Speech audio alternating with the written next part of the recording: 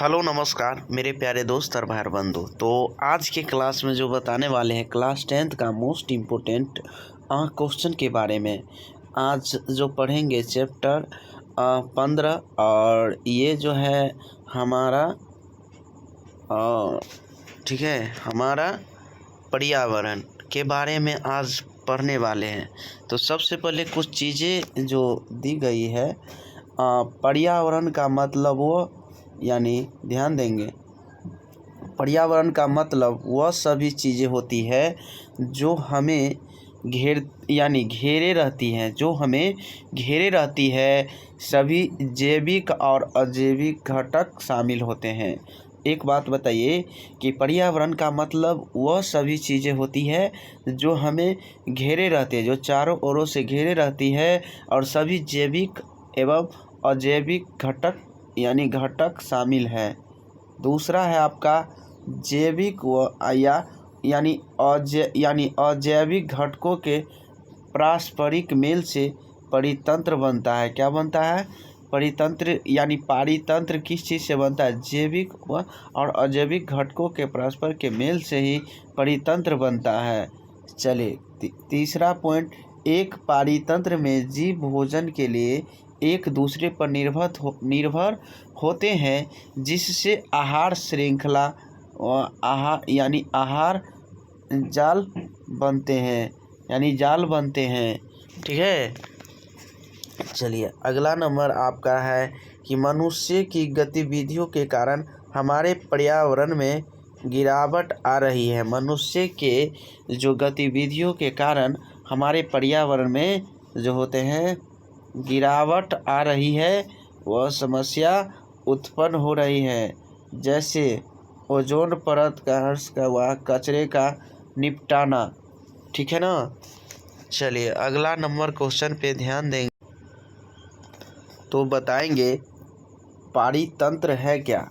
पारितंत्र जो है वो इसका परिभाषा बहुत आसान तरीक़ा से देंगे। तो बताएंगे एक क्षेत्र के सभी जीव अजैविक घटक मिलकर एक परितंत्र का निर्माण करते हैं और इसीलिए एक परितंत्र जीवित जीव और अजैविक घटक जैसे तापमान, वर्षा, वायु, मृदा आदि से मिलकर बनता है। आपको कह दिया जाए कि मतलब तो बताइए जो भी ये बताएंगे इसका उदाहरण। तो तापमान भी क्या है? पारितंत्र का उदाहरण है। वर्षा भी क्या है? पारितंत्र का उदाहरण है। वायु क्या है? मृदा क्या है? इसका यानी पारितंत्र का ही उदाहरण है। तो आपको क्वेश्चन पूछेगा कि पारितंत्र के यानी कितने प्रकार के होते हैं, यानी पारितंत्र कितने प्रकार के होते हैं, यानी पारितंत्र के प्रकार। ठीक है। तो इसके प्रकार जो है पारितंत्र के पदार्थ यानी प्रकार जो होते हैं ये 2 प्रकार के होते हैं। क्या होते हैं? 2 प्रकार के। अब बताइए जो 2 प्रकार के हैं तो उसका कोई ना कोई नाम ना होगा। तो वही है ए में जो है प्राकृतिक पारितंत्र, बी में मानव निर्मित पारितंत्र। ठीक है। तो बताइए प्राकृतिक पारितंत्र का क्या काम है।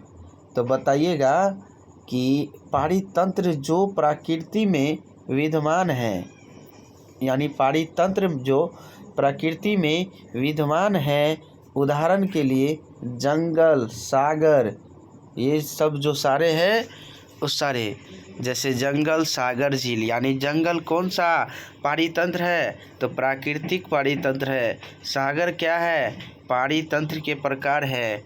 और बताइए झील कौन सा तंत्र है? यानी प्राकृतिक पारितंत्र है। ठीक है, समझ गए होंगे उम्मीद करते हैं। जैसे बी में आपको दिया गया है कि मानव निर्मित पारितंत्र है क्या, इसका काम क्या है। तो जो पारितंत्र मानव ने निर्मित किए हैं उन्हें मानव निर्मित पारितंत्र कहते हैं। उन्हें क्या कहते हैं? मानव निर्मित पारितंत्र कहते हैं। जैसे में यानी उदाहरण के लिए आप ले लीजिए खेत ले लीजिए जल यानी जलाशय ले लीजिए, यानी बगीचा ले लीजिए, ठीक है। तो ये सारे जो है मानव निर्मित पारितंत्र यानी जो मानव द्वारा होता है, ठीक है। तो बताइए अगला नंबर आपका।